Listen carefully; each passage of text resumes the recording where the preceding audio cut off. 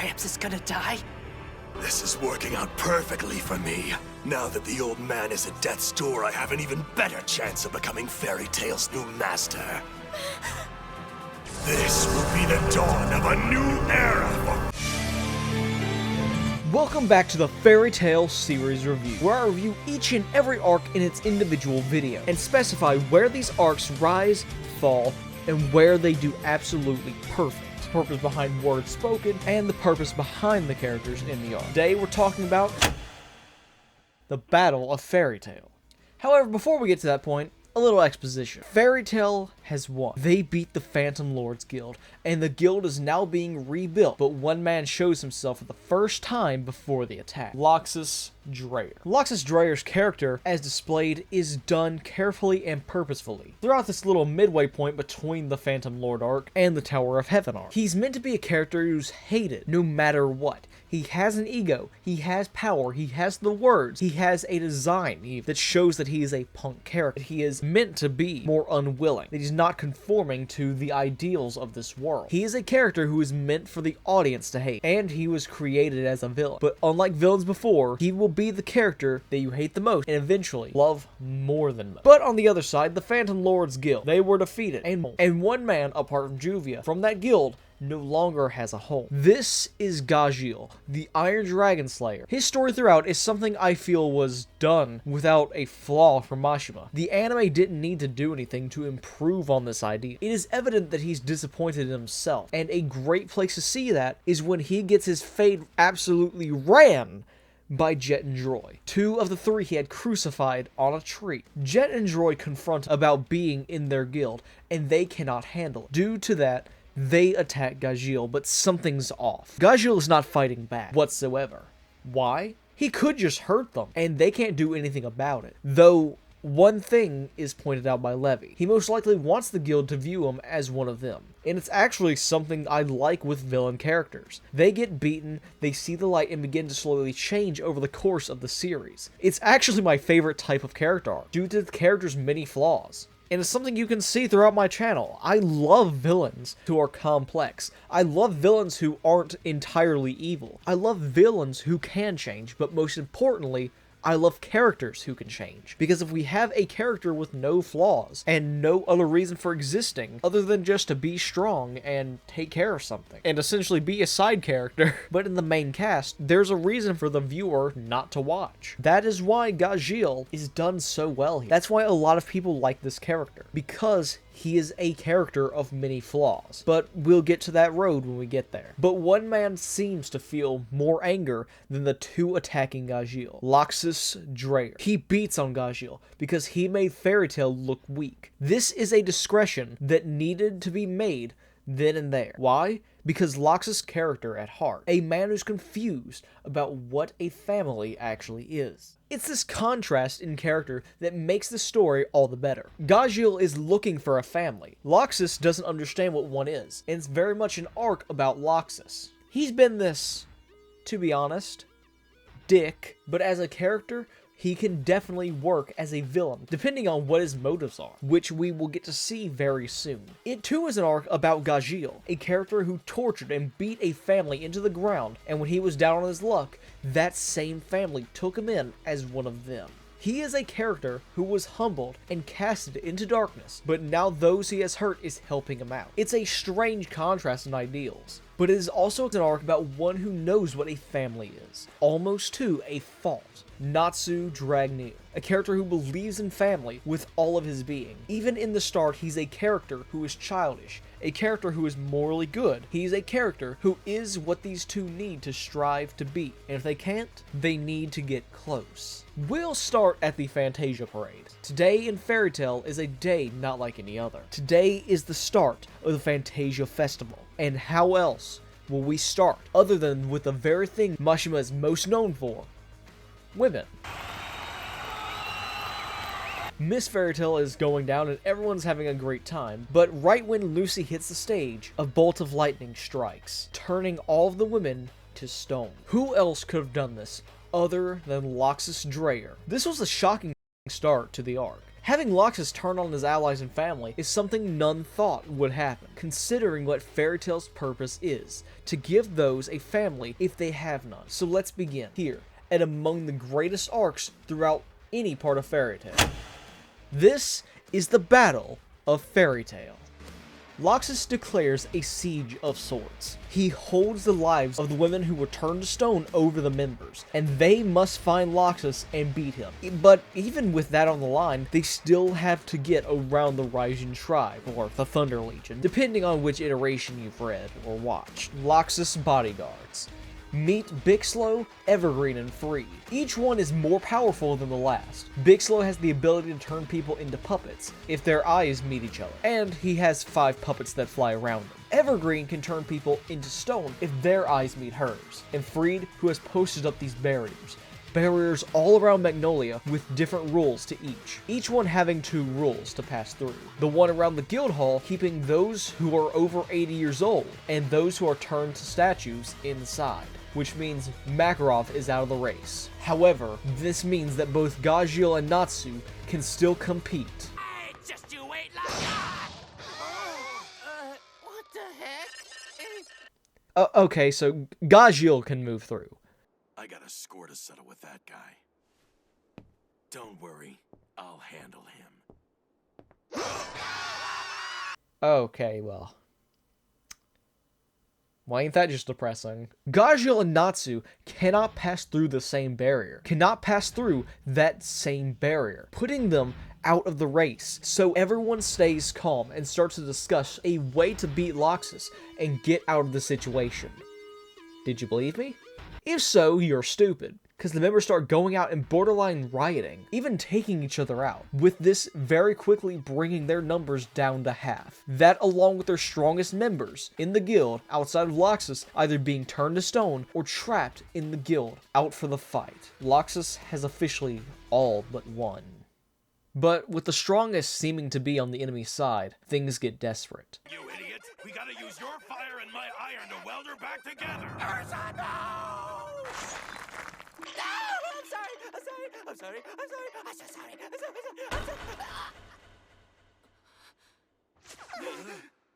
I feel hot. It was you, wasn't it? Were you trying to cook me?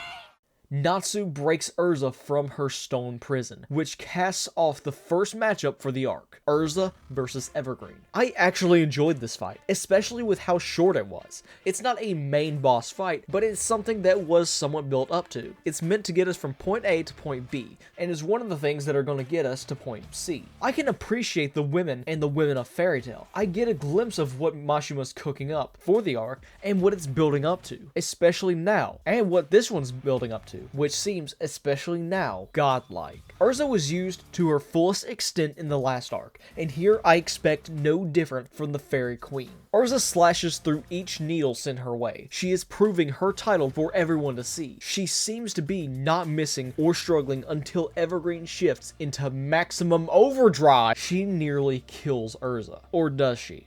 Urza still, with all the attacks from each direction, she easily won this, subduing Evergreen. But that doesn't mark Urza's victory, because if she wants the women to be freed from the petrification magic, Urza needs to kneel down and beg. If she doesn't, the women will be turned to dust.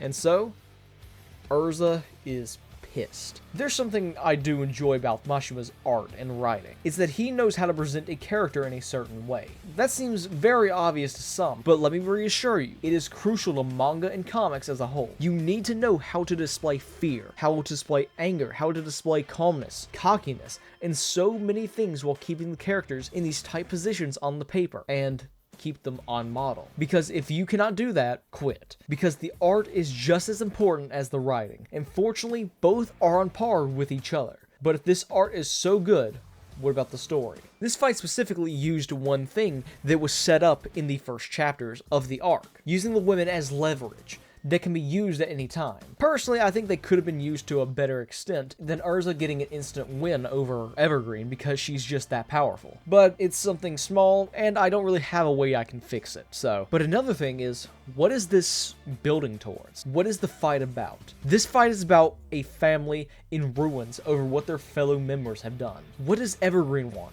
a title. This is about wanting to be seen as the strongest for the guild, that they do in fact care about. Something made obvious, especially to this point. And to make a guild look strong, the members must be strong as well. Ending this bout with the strongest coming out with the victory for her guild, Urza Scarlet. With Evergreen out for the count, all of the other women are freed, and now must do their part in to take out the 2 remaining members of the Ryzen tribe, and Loxus, Bixlo, and Freed. But one more thing is in order. Loxus changes the rules once again. Can you hear me, old man? And all you wimps in the guild too. One of the rules has stopped making sense, so I thought I'd follow up with a new rule. The Battle of Fairy Tail is going to continue on, and to make sure it does, I started up a dose of Thunder Palace magic. You have an hour and 10 minutes left. Do you think you can beat me? Or do you want to retire now, master? Oh, that was fun. This news is simply too much for Makarov to handle. Thunder Palace magic seems to be one of the most powerful magics that Makarov has ever seen. And so he grabs his chest in pain, going down once more. Makarov, if he even stood a chance in this battle, in this war amongst his children, he can't do it anymore. Everything is about the idea of family. Even Bixlo, who had the worst of the 3 fights in my opinion. So, to the incinerator with you. Especially with the character of Freed. Freed throughout the arc has shown the most care for everyone. Through Loxus' determination to destroy Fairy Tail, he still was shown as the caring type. He recognizes himself as a member of Fairy Tail, but he wants the guild to be stronger. And that's how he rationalized all of this to himself. Much like his fellow members, much like Loxus, Freed has always cared for these other members. And the climax to this small character arc is when he fights both Kana and Juvia, easily taking them out both. But when he starts hurting the lot after they've already been eliminated while they're trying to hurt him, Mira Jane, of all characters, snaps, and she uses her demon takeover magic, becoming the Demon Woman, or the She-Devil. With this form, she just overpowers Freed, nearly killing him with every blow, and she easily beats him. But just before delivering a final blow, we get a small but powerful interaction between Mira Jane and Freed. This is actually the reason I remembered Freed from the beginning, because he is a character explained in all of 1 chapter, but simply not enough words could explain his mindset. But Mashima somehow found a way.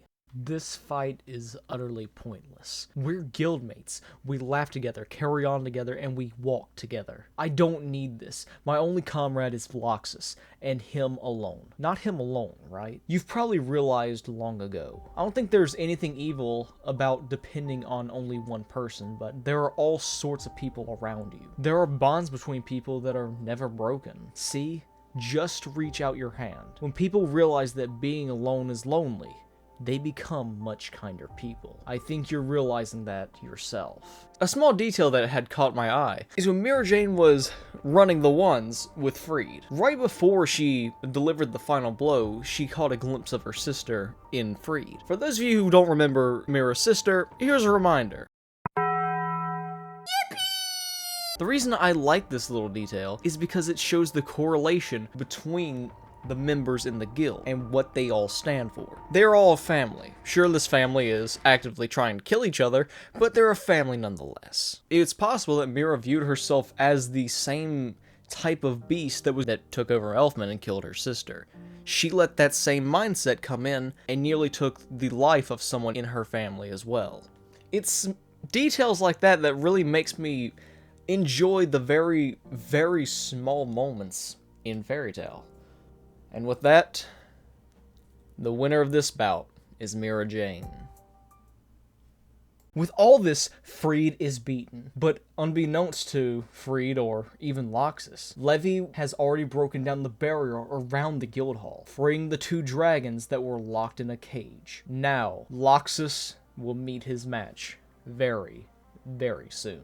Before we start the final match, let's get some things out of the way. Loxus has 3 main reasons for doing this, it seems. He wants the guild to be stronger. Throughout everything I've explained so far, and throughout his own words, he's wanted this guild to be as strong as it possibly can be. And he will do that by any means necessary. He saw that Makarov expelled his father from the guild, so if he treats his family like what Loxus views as less, why should he do any different than what his grandfather did? He's taking from example. He saw a stronger version of Makarov trying to make his guild better, by kicking out Lox's father or his son, and that may have taught him to view these members as less, to make a strong guild. He views Makarov as weak, but now, the third reason, he views Makarov as weak and he can no longer hold the guild structure. With that, he wants to take the guild from Makarov because he knows the old man is too stubborn to give it up. He thinks Makarov is too old and too weak to lead the Fairy Tail Guild. At least that's how I see it. Both show that he cares for the guild, just on a different level from Makarov and every other member of Fairy Tail. This concept and understanding of Loxus was achieved by choosing Loxus's words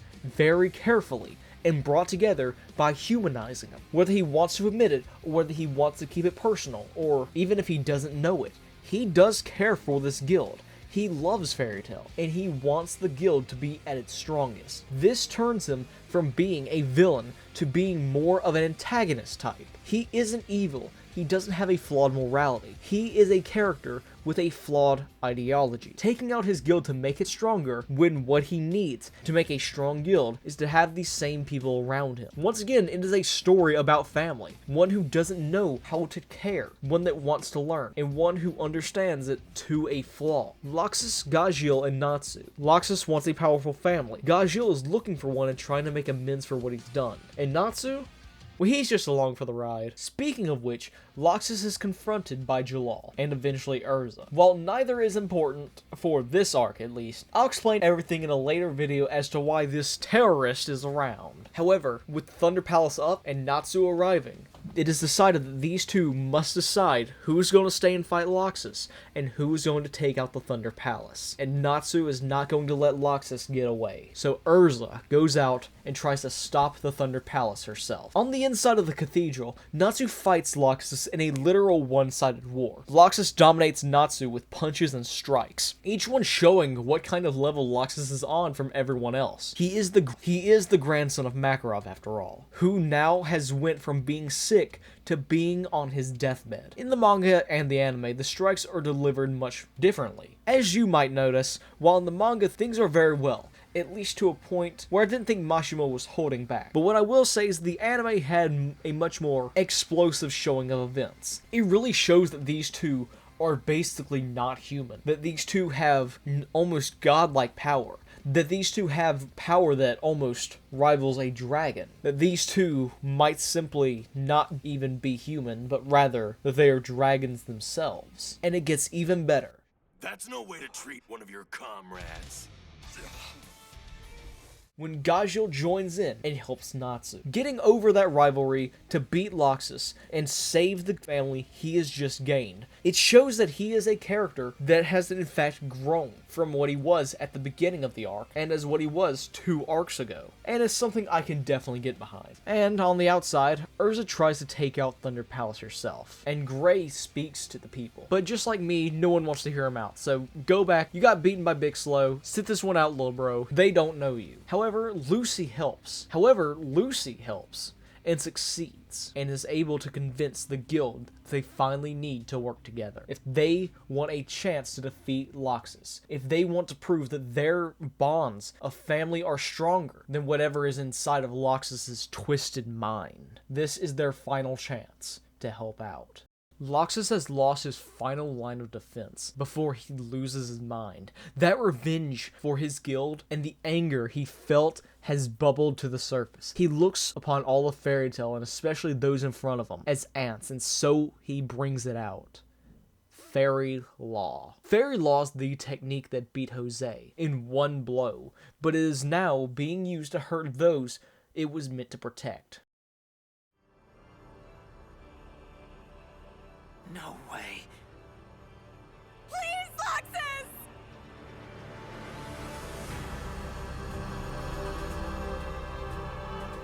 Fairy law.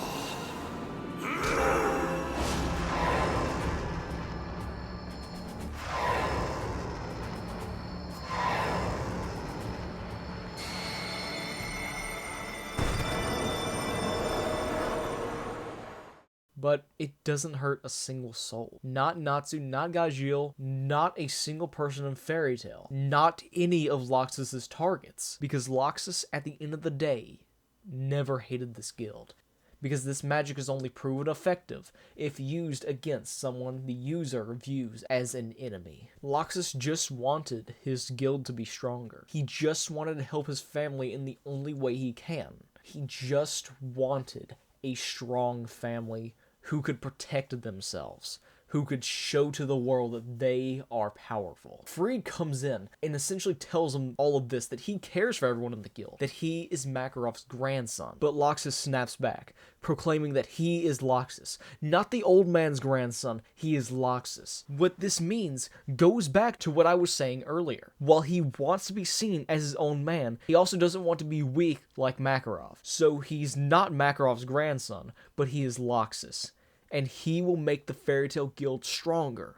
At least he would until Natsu verbally beat him into the ground. Natsu and Loxus fly around the cathedral, striking with the force of dragons, trying to prove that their determination is stronger than the other. Though Natsu is trying to win, Loxus is trying to kill him and would have succeeded if Gajil wasn't there and Natsu's determination wasn't strong enough. This is definitely the point where I think the anime did, again, way better. I like that these characters weren't bound to one area. They weren't bound inside of a cathedral. With them erupting outside makes the battle seem much more powerful. Makes you want to keep watching. It holds your attention. It makes you want to see which characters are about to come out on top. It makes more of a show when you get to see all these characters looking on in horror as these two are almost killing each other. And it does a great job by showing that these two are, in fact, dragon slayers. Loxus's mind is broken by rage and strength. He is stronger than those fairies. He is stronger than these dragons.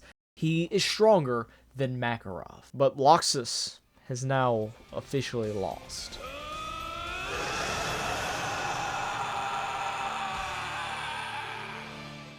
With the war settled and everyone resting in the hall, they all get their wounds patched up. Everyone's in a mood. They're ready for the Fantasia parade, except for Natsu. Preparation has already started, until one man walks inside. Loxus Dreyer. But he's not here to fight.